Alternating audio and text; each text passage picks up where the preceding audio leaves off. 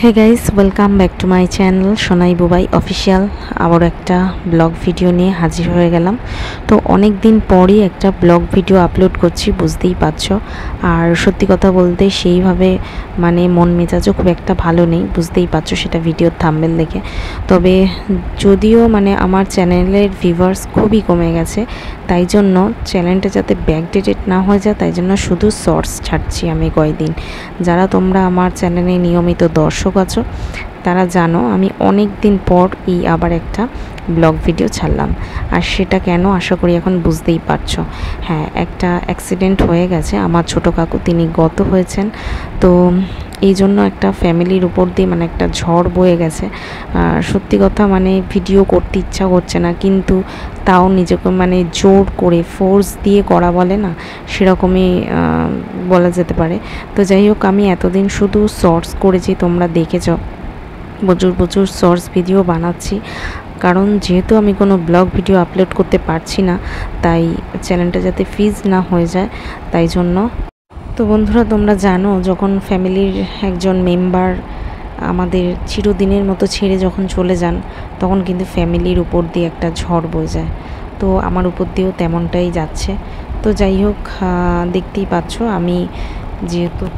তো এবারে বলি বন্ধুরা, যিনি গত হয়েছেন তিনি সম্পর্কে আমার ছোট কাকু হন। আর ছোট কাকু যেহেতু ব্যাচেলার মানুষ ছিলেন, তিনি বিয়ে থা কিছু করেননি, তো সেই জন্য একমাত্র কন্যা সন্তান হিসেবে আমারও তো কিছু দায়িত্ব কর্তব্য থেকেই যায়। আর তিনি আমাকে মেয়ের মতোই ভালোবাসেন। তো সেই জন্যেই কাকুর আত্মার শান্তি কামনার জন্যে আমি এখন চলে এসেছি গঙ্গার ঘাটে। তো দেখতেই পাচ্ছ বন্ধুরা, আমি জানি না কতটা কি করতে পারলাম। আর বন্ধুরা, যেহেতু তিনি সম্পর্কে আমার কাকা, অনেকেই অনেক কথা বলেছেন যে মা বাবা জীবিত থাকাকালীন কাজ করা যায় না, কিন্তু আমি ব্রাহ্মণের কাছ থেকে পরামর্শ নিয়েছি। তিনি নিজেই বলেছেন যে হ্যাঁ, করা যেতে পারে। ব্রাহ্মণ মশাই শোনার পর থেকে আমি আমার মা বাবার কাছ থেকেও মতামত নিলাম। তো তারাও বললেন যে হ্যাঁ, তুই করতে পারিস, তিনি তো গুরুজন, তো তোকে তো মেয়ের মতোই দেখতো, করতে পারিস, না করার কিছু নেই।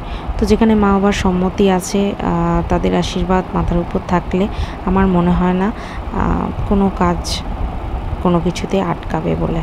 আর শুধু আমার মা বাবার সম্মতি বলেই নয়, যেহেতু আমার বিয়ে হয়ে গেছে এখন, তো আমার স্বামী, আমার শাশুড়ি মা, শ্বশুর মশাই সকলের সম্মতি নিয়ে আজ আমি এখানে এসেছি গঙ্গার ঘাটে, তার আত্মার শান্তি কামনার জন্য।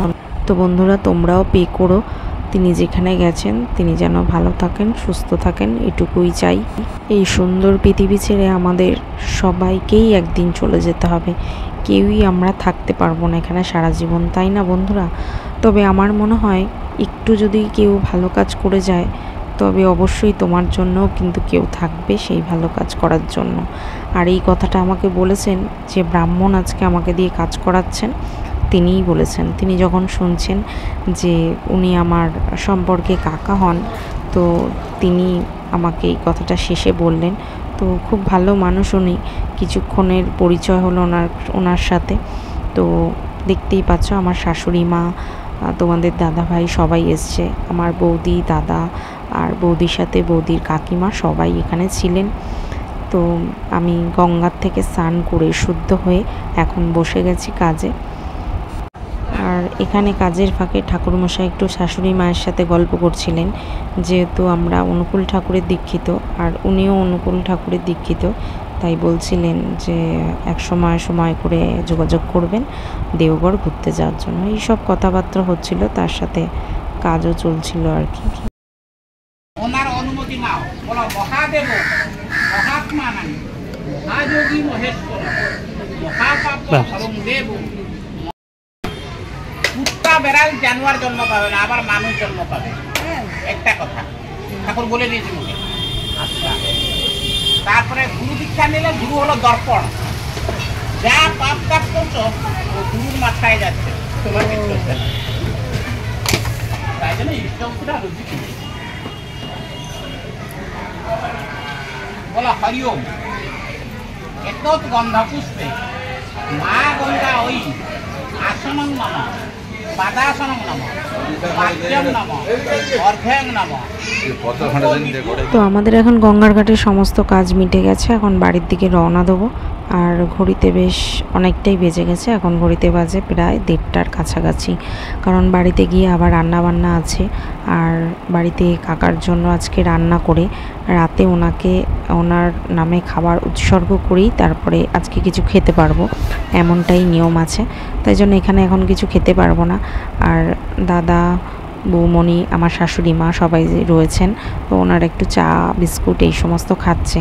আর সামনে দেখো খুব সুন্দর একটা বজরংবলীর মন্দির দেখলাম, তাই ভাবলাম তোমাদের সঙ্গে একটু শেয়ার করে দিই। আর গঙ্গাটা দেখো কি ভালো লাগছে, যেহেতু গঙ্গায় জোয়ার রয়েছে। আর দাদা ওই যে একটা জার হাতে নিয়ে এখন যাচ্ছে গঙ্গার জল আনতে।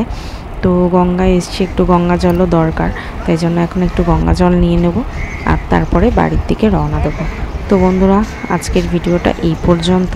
চেষ্টা করব আবার একটা নতুন ভিডিও নিয়ে খুব শীঘ্রই চলে আসার। ততক্ষণ সকলে ভালো থেকো, সুস্থ থেকো, আর অবশ্যই আমার পাশে থেকো। চ্যানেলটা সাবস্ক্রাইব করে দিও যদি কেউ সাবস্ক্রাইব না করে থাকো। আর অবশ্যই কিন্তু লাইক, শেয়ার, কমেন্ট করতে ভুলো না বন্ধুরা। আর দেখে নাও, বাড়িতে এসে আমার রান্না বান্নাও হয়ে গেছে। আর ওনার জন্য যেটুকু পেরেছি সেটুকু আয়োজন করেছি।